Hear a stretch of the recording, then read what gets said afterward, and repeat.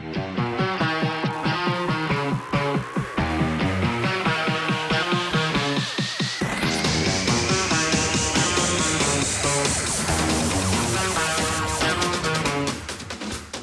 can't imagine where she's right now.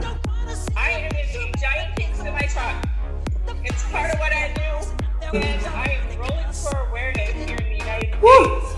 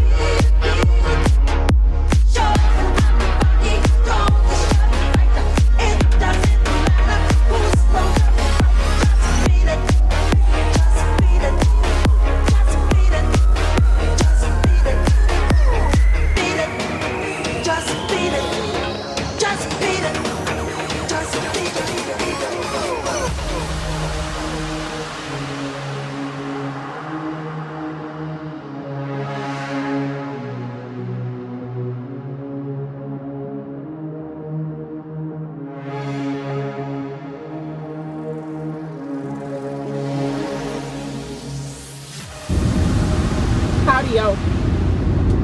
So I am heading into work, finally. This feels really surreal this morning because for the first time in my truck driving career, I am cutting back. Like, the biggest thing that strikes me is it just doesn't seem real. Even when I was packing my things this morning, I kept feeling the dread of being stuck in the truck for a long period of time. And I'm like, I don't think the reality is hitting that I'm actually going to have a life again. By the way, apologize for the crazy view. I do have a camera mount, but it kind of sticks it right into my forehead, so I just don't like the look of it. Plus, this is right in my field of view, so I can watch everything going on. Plus, I kind of just like the raw feel to these videos.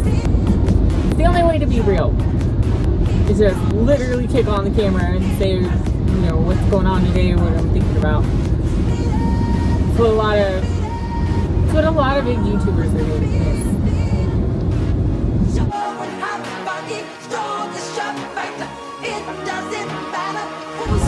We get lost in the sea of sponsorships and popularity and fame. We launched the website and overwhelming success. It was breaking records. My phone was going off all day long. You've set new records. Mass amounts of traffic coming to the website. Droves of people coming over. We've got lots of pay-per-views. We have a whole pay-per-view feature that completely puts OnlyFans to shame. I'm going to say that right now. And I'm going to say that very humbly because I built it myself. But it actually does. It freaking works. Like it's supposed to. And instead of sending mass messages to everybody for a pay-per-view, it's there for you 24/7 to buy a pay-per-view whenever you want. I have to be honest, I was sweating bullets because cutting back in a semi-truck when you're used to maxing out your 70 every week, it's going to be a huge difference in pay, not to mention the upped security and things that I need to protect myself, not to mention legal situations, blah, blah, blah. So you can imagine this is like a huge task to make the decision to cut the income by that much. But there's something in business that I've learned. There's cost of money, there's also cost of time. It's what is your time valued at? And when it comes down to it on the social media side and the new website and some of the other business ventures that I'm getting into, it's a bigger opportunity cost to stay in the semi versus what could be made working from home, setting my own schedule is what it's come down to. That the earning potential is much higher being at home doing these other things than committing the same amount of time into driving the truck. Not to mention on the influencer side, because my true passion is to inspire other people. Like, that's my biggest passion. I'm like a weird, inspirational doofus. I say that because I get called a slut and a whore and every name in the book. People say all kinds of things about me. How can you be inspirational dressed like a slut? How can you be smart and business savvy and dress sexy? That's an oxymoron. Your brain cells apparently disappear the moment you put on a sexy outfit. If you're a woman. If you're a man, it doesn't affect you. So obviously it's a ridiculous assertion, and I'm gonna be me. I'm gonna do what I want to do. I'm gonna hopefully inspire other people, hopefully help other people get into a place where you have more time freedom and financial freedom, and I'm gonna dress sexy at the same time doing it. F the haters. Nevertheless, at the same time, it was absolutely terrifying yesterday to make that huge decision and go, holy crap, you know, am I gonna make it financially? Like, are the numbers exactly where I think they're gonna be, or are we gonna get disappointed big time? I spent so much work on this website. I meticulously learned every piece of code that I could and how to integrate the different application features and merge it together, sometimes 2 and 3 different applications, to be able to code it in to where it'll merge together as one unit to function properly on the website. And I poured my heart and soul in it. That's why it didn't release faster. Even though in the broad scheme of things, it was a really quick release. I wanted to make sure that everything, every little thing worked like clockwork. That way we didn't have surprises and I could take care of my people and like, OF. All I'm gonna say. Just a side note, I absolutely love this view. It is one of my favorite things driving through the country. It's so peaceful. There's no craziness going on most of the time. Steve, I can't have you driving down the road in a Skyjack drinking beer. Steve, come on down. Steve, come on down. Come get me. Maybe I'll come down. Maybe I won't. Maybe I'll come down. 9097. Maybe I won't. Lord Molly. Thank you. What the hell? 49 triple 1098. No. While I'm thinking about it, I wanted to give you guys an example of opportunity cost.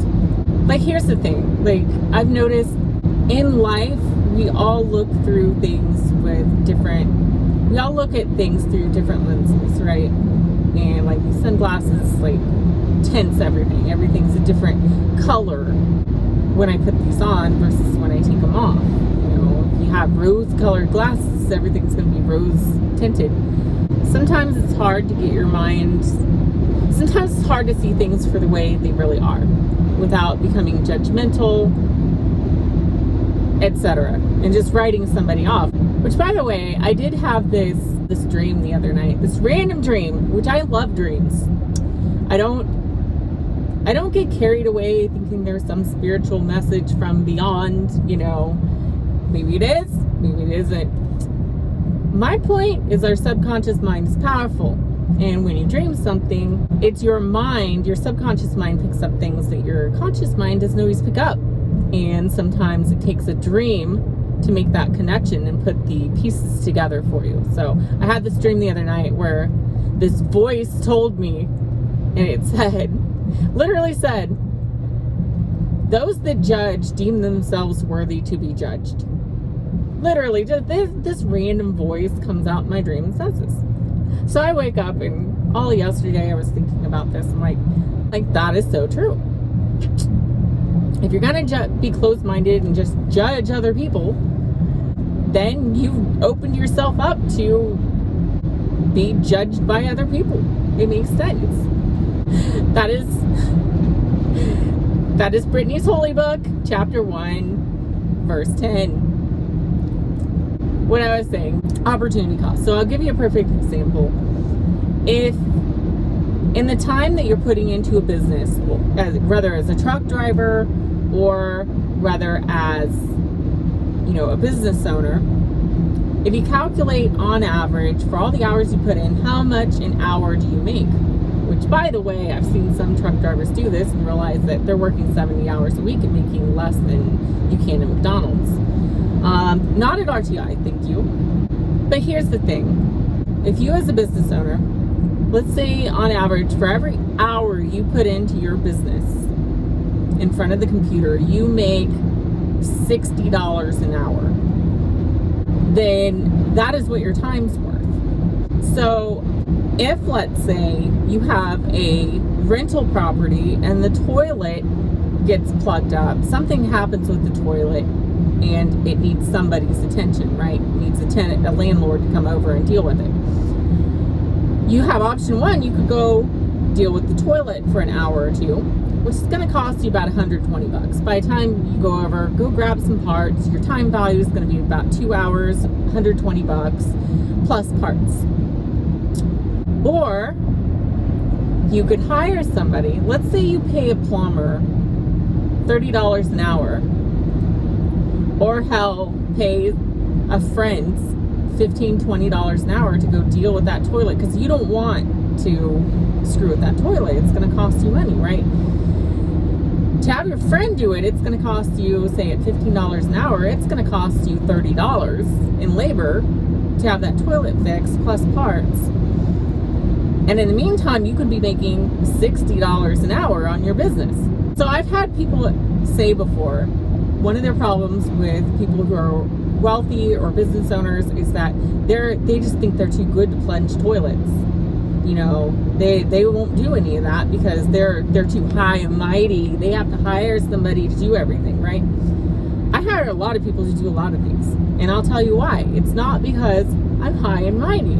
It's because it would physically cost me more money as a business owner to go out and fix that problem, because over here, depending, if I have a good business launch, my time value is like $60 to $90 an hour. And so anything that earns less than that is anything that takes my time away from that costs me $60 to $90 an hour of what I could be making over here working on a business. You know what I'm saying? So that's a business principle to think about. Unless you look at situations in the sense of opportunity cost, because it's going to cost you the opportunity to make that money, then you could easily find yourself on the outside not understanding what's really going on and why this person thinks they're too high and mighty to do secretarial work, or they're too high and mighty to flip a burger. God forbid they flip a burger, right? By the way, I love to cook. I do. I'm looking forward to cooking more now that I'm home. But here's the thing. That's different. That's something I like to do. To me, this is why learning is so important. I read so many books, constantly reading. I got stacks of books I've read this year. I just devour books like crazy because they help you to get a different perspective and understand how things work together in this world. And personally, I think this is what's wrong with society as a whole,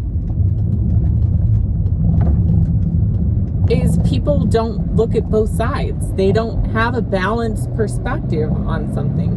The moment I mention that I've read Trump's Art of the Deal, I get attacked. Well, I can't be your friend no more. You're a Trump supporter. Wait, when did I say I supported Trump? When did I say I didn't support Trump? I said I read his book. It's not really his book. Somebody else wrote it. He hired a ghostwriter. Guess what? A lot of people hire a ghostwriter. They can write about your life and you give them the material and the details on what happened. They'll do the writing for you, so you don't physically have to write it. And that saves you opportunity costs, because you can hire a person to physically write the book and correct the errors cheaper than you can take your time away from other projects and do it yourself. So the thing is, I think what's wrong with society is, by far, society's lost their ability to think critically. And maybe it's a lack of hunger to learn. Maybe there's just a lack of care on reading books or listening to audiobooks or whatever. Maybe that's it. Maybe people aren't used to looking at both sides. But the most effective person is going to be somebody who can take all the facts in and get a balanced view on what's going on, and then you can make your conclusions from there. But you have to be able to look at both sides. It's just like the issue. It's just like when police officers, when you see these clips on somebody sadly got shot by police, you see these clips where somebody's refusing to show their hands on a traffic stop. The officer's approaching the window and they're all digging around down here and just mumbling, I have the right to dig around. I don't need to show you my hands, blah, blah, blah, blah, blah, blah, blah. And then they pull something out real fast. The officer responds thinking it's a firearm and shoots their ass. And then everybody's, oh, they were unarmed, it was a cell phone, blah, blah, blah, blah, blah, blah, blah. Here's the problem. For every video like that, there are 10 training videos that show occurrences where somebody did have a gun and pulled it out quickly and shot the officer in the face before they could respond. How many officers have been killed because they couldn't see your hands? That's an officer safety issue. Think if that was you. If you were the one in that uniform and you've got a family at home who loves you and, your kids kissed you goodbye and said, see you tonight, see you tonight after work. You're thinking about your kids. You're approaching this vehicle. All you're trying to do as an officer is keep the public safe, keep the peace. Imagine you're in that position. You're thinking about your kids. You're approaching that vehicle. You're thinking back on all of these times where an officer got killed when somebody was refusing to be compliant and show their hands to let you know I'm not armed. Think if that was you. How would you respond as an officer? If you ran the training machines, simulators, every time you would be shot. If somebody pulled a gun on you and you're like, I don't need to see your hands, and they pull a gun on you, you're going to be dead. And then, what are your kids going to do? What's your family going to do? So only when you put yourself in that position can you understand why there are certain restrictions on a person's liberty for a short duration of time, just to make sure everybody's safe, it's transparent, everything's good, we're just investigating, we have reasonable suspicion that something's going on, let me see your hands for officer safety. Okay, you're cool. Mind if I pat you down for weapons? I'm not digging in your pockets. I just want to make sure I don't feel any weapons, right? And then we're cool. No big deal. I really think there should be a training program in the schools where you have an officer come in, and once somebody's at the age of getting their driver's license, I think you should have a class in the school that shows some actual training videos. I'm worried about the kids seeing blood and all this. You realize what kids see these days in video games and movies?